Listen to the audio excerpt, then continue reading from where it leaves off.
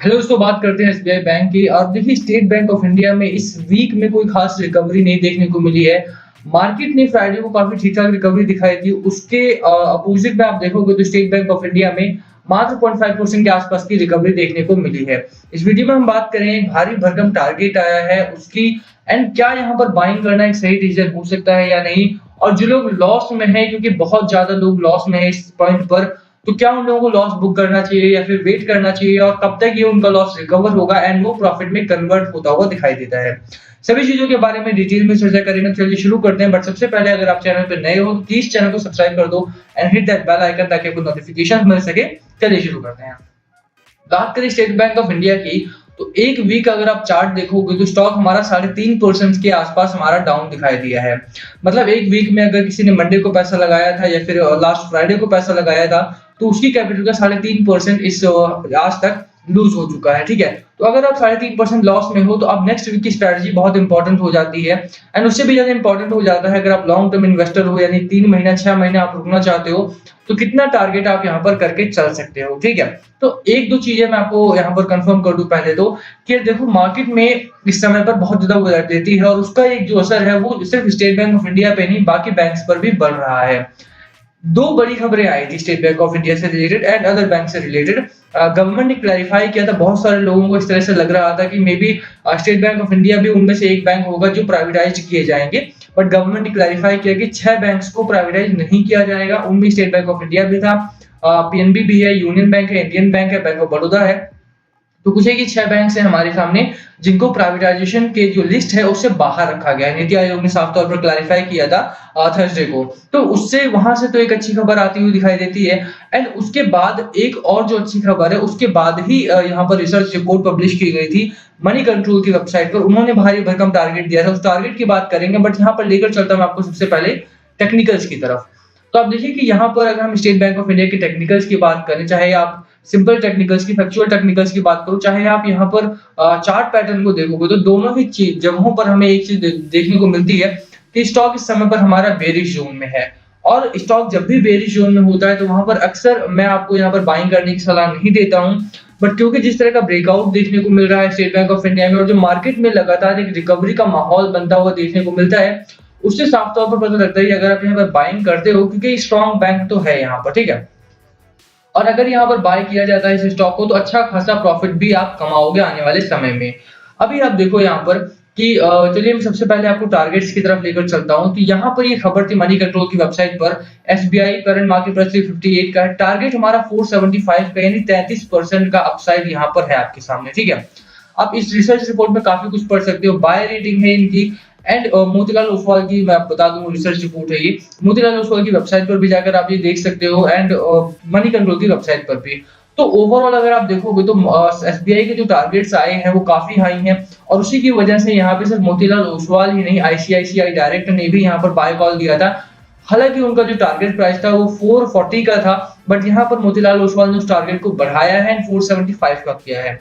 तो यही एक बड़ी वजह रही है कि लगातार जो ब्रोकरेज हाउसेज जो हैं वो इस बाय कॉल को, अपने टारगेट प्राइस को बढ़ा रहे हैं। इसका सीधा सा मतलब है कि अगर आपने बाइंग कर रखी है, अगर आपने लॉस में हो या प्रॉफिट में हो, होल्ड करने की सलाह यहाँ पर उनकी तरफ से भी है एंड हमारी तरफ से भी यहाँ पर रहेगी। जिस तरह से मार्केट में एक रिकवरी का माहौल है, उसको देखते हुए साफ तौर पर लगता है कि जल्दी ही स्टेट बैंक ऑफ इंडिया 400 को क्रॉस करेगा एंड 475 की तरफ बढ़ेगा। ठीक है, और ये पहला नहीं है। देखिए मैंने बंधन बैंक पर भी वीडियो किया था जब 305 रुपए का स्टॉक था हमारा, और अब उसमें अच्छी खासी रिकवरी स्टार्ट हो चुकी है।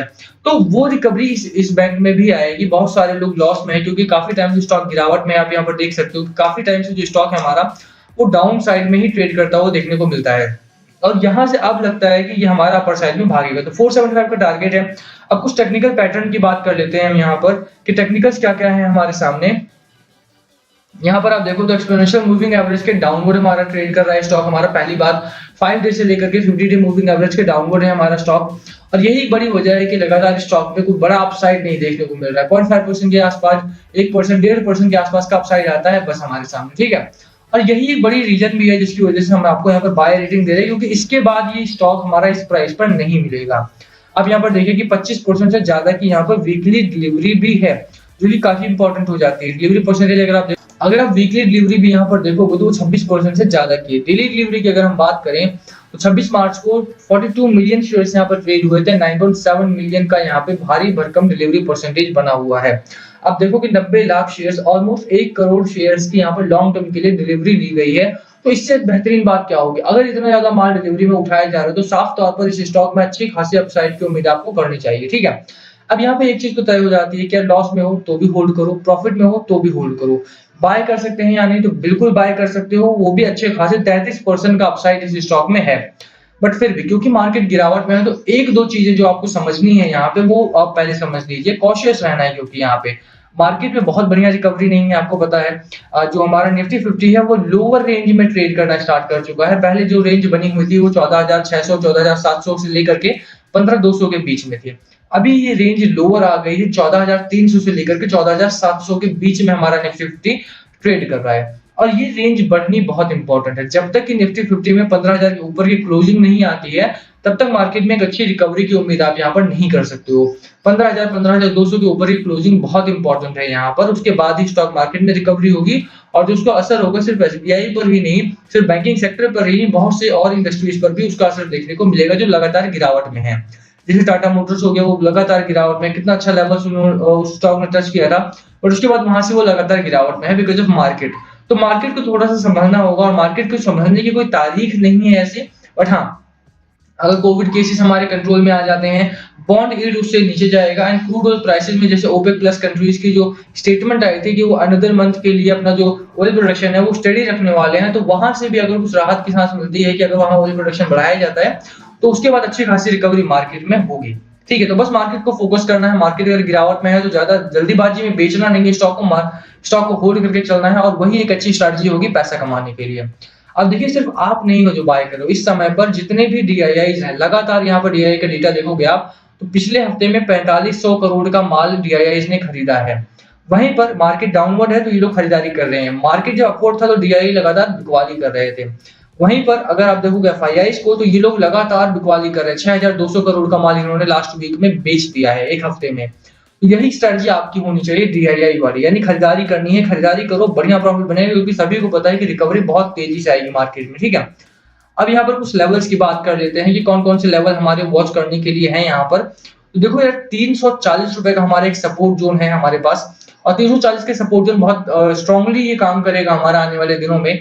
और जो पहला हमारा टारगेट रहेगा वो टारगेट रहेगा 3670 का। ठीक है, 370 के आसपास का अगर हमारा टारगेट ब्रेक होता है तो उसके बाद स्टॉक में अच्छा खासा बुलिश जोन आएगा और उसके बाद स्टॉक में फिर कोई स्टॉपेज नहीं लगेगा। उसके बाद फिर स्टॉक भागता चला जाएगा एंड वहां से फिर बाइंग भी कर सकते हो, वहां से होल्ड करो, वहां से पैसा बनेगा ही बनेगा। At this point of time आप देख सकते हो कि मैकडी हमारा बेरिश जोन में है। आरएसआई भी बहुत ज्यादा स्ट्रांग नहीं है, प्राइस मोमेंटम हमारा 40 का दिखा रहा है जो कि काफी वीक भी नहीं कहूंगा मैं यहाँ पे, बहुत ज्यादा स्ट्रांग नहीं है। तो इसी वजह से स्टॉक हमारा डल बना हुआ है। जब तक मार्केट सपोर्ट नहीं करता है, ये 341 से 370 के बीच के रेंज में ही ट्रेड करेगा अंटिल अनलेस कोई बहुत बड़ी खबर ना आ जाए, तब तक उसके बाद ही शूट अप करेगा स्टॉक हमारा। ठीक है, तो बाय रेटिंग रहेगी हमारी यहाँ पर 475 का टारगेट रहेगा, 33% का अपसाइड है यहाँ पर।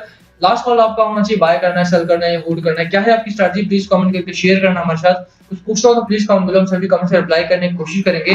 Thank you for watching.